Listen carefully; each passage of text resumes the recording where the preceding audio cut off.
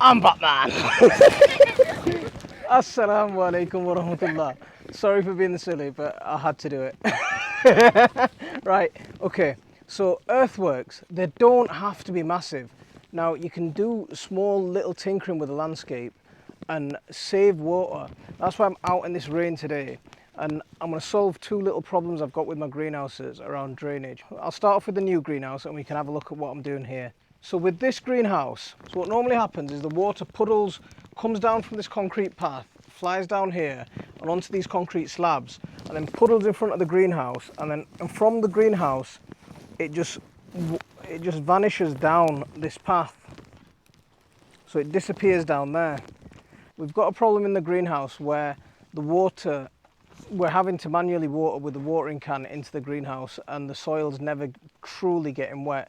So what I want to do is, instead of this water just going off down the garden and disappearing, I want to funnel it into the greenhouse in a passive way, and I don't want it flooding in front of this area either. I'm not doing some massive earthworks, just some tiny little bits of tinkering with the landscape, just so I can get the water in. And all I need is this little trowel. So what I've been doing is I've been tinkering with the soil so it forms a nice little canal. So you can see where all this soil's come down.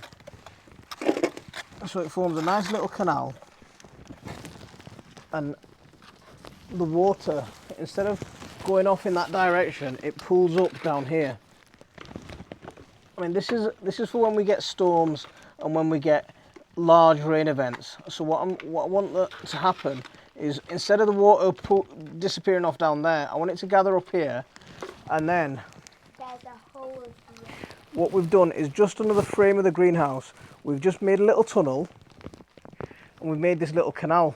In Bangladesh, what they used to do was dig these sorts of canals, they used to call them khal, and they used to funnel the water away and then have them pool up in different areas. What they've done a lot in Bangladesh is they've filled these khals up, and now the water just causes flooding elsewhere instead of pooling up and being able to be a source of use for later.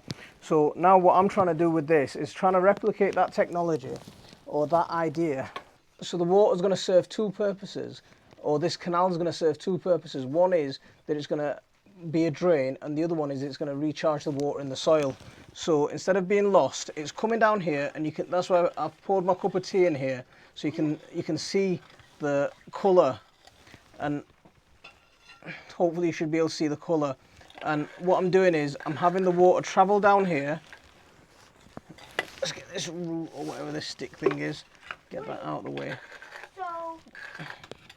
And I'm having it travel down here, and I'm going to have it go all the way down, and you can really, I mean, the rain's let up now. So when I started this, it was quite heavy rain, and you could actually see the water. What I'll do is I'll pour a bucket of water down in a minute, and I'll show you what's happening. My daughter's having fun playing with mud, so let's get this little bit of mud out.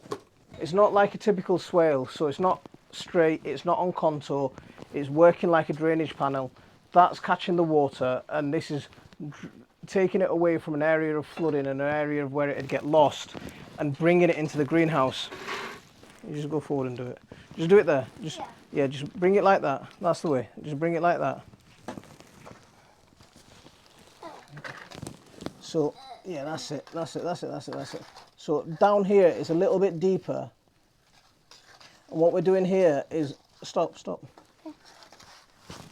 So I'm having all the water just pool up, and it's just going to soak into the greenhouse floor here. It's just going to soak into the water. All this area is just going to soak up. So I'll pour a bucket of water down, and you can see it in action. We just had a real heavy storm. There was a stream running down the garden path. There was a stream running down here and just flooding this area, and we had the water flowing away.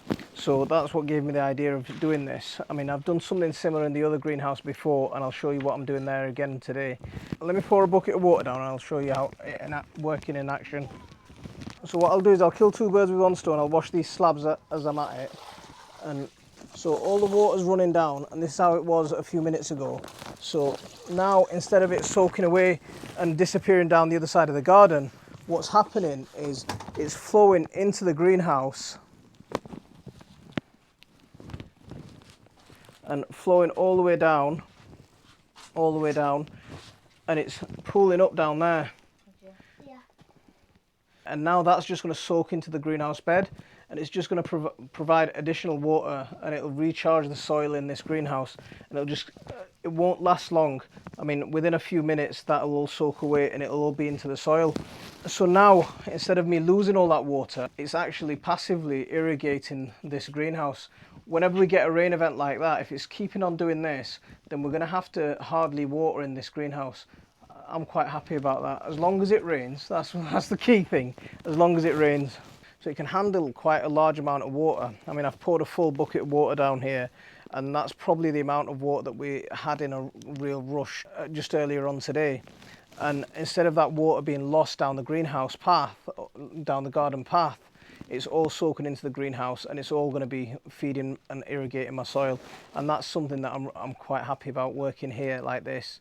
I'll show you a couple more little features that we've got. One, another way of catching water, and what I've done with the other greenhouse, and how I've solved the problem of flooding over there. Put a bucket there. You've done a really good job there. That's really clever. I saw that and I thought, whoever's done that's a genius. So our driveway, it catches a lot of water, and all that water sheds down the garden. It's all concrete, so it all flows down the driveway, and it all would normally disappear off that end. So what I've done is, instead on this concrete wall, so I've made a little channel. I've sloped when I've done the concrete on this little foundation, what I've done is I've sloped the water, I've sloped the concrete, so it all funnels into this channel, and then the water flows down here.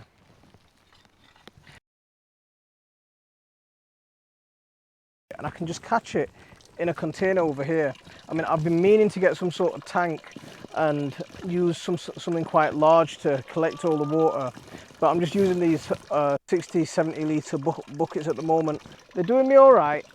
It's not perfect. I could do with some sort of proper tank, maybe 100 litre water tank or something that I could fit here and collect all the water that comes off the driveway.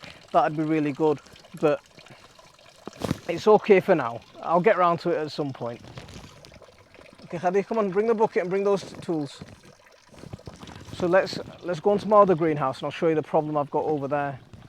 So this is the doorstep of my other greenhouse, and you can see that the water floods right in front of it, and it always causes a problem as you're getting in, because it bounces up and it just collects water here. So again, what I've done is I've just made a little channel so I can channel the water away, and I've not used any heavy equipment or any heavy machinery or anything like that. It's not needed. And all I'm doing is I've got all the water that flows, just gently shaping where I want the water to be going. So it's all just flowing down here. It flows down, it flows down, it flows down, and then it comes all the way down here, and it just puddles up down at the bottom. All a load of mulch on the greenhouse path, and it's just going to collect down there. So if it gets too much, it's lower down there than it is up here. It'll just fill up, it'll just puddle up where my daughter is, and it'll just make a nice little puddle over there, and it'll slowly seep into these beds into the greenhouse, and they'll take advantage of the water. So my daughter's just making a hole into the side of the bed so the water funnels into there. I've got plants in it at the moment, that's why I'm not doing it. But one of the things I could potentially do is cut a little wedge into the side and let the water channel off that way. So a little bit trickles off that way and a little bit carries on going forward, and it spreads the water out a lot more evenly. So that's a quick little method of capturing water into the soil. And it's not using swales. They're not exactly swales. They're more irrigation canals that I've seen used around paddy fields and around villages in Bangladesh to prevent flooding. It's a shame that they're not using it as much anymore. So we can use these little technologies that people have been using for centuries down the line, and we can carry on using it and taking advantage of it and passively storing water in our soil and making sure that we're capturing as much water as we can and not losing it. I hope you enjoyed the topic of this video and the little earthworks that we've done to capture water. If you want to, you can become a patron and support our channel. It starts at $3 a month. It's not a massive amount, it's a price for a cup of coffee, but it does make a difference to our channel. I'll leave a link to it in the description of this video and in the pinned comments, so there you can follow it up from there. I hope you enjoyed this. Don't forget to hit the like and subscribe for regular updates, and I'll see you on the next one. Assalamu alaikum wa rahmatullah. So I'm going for another fly.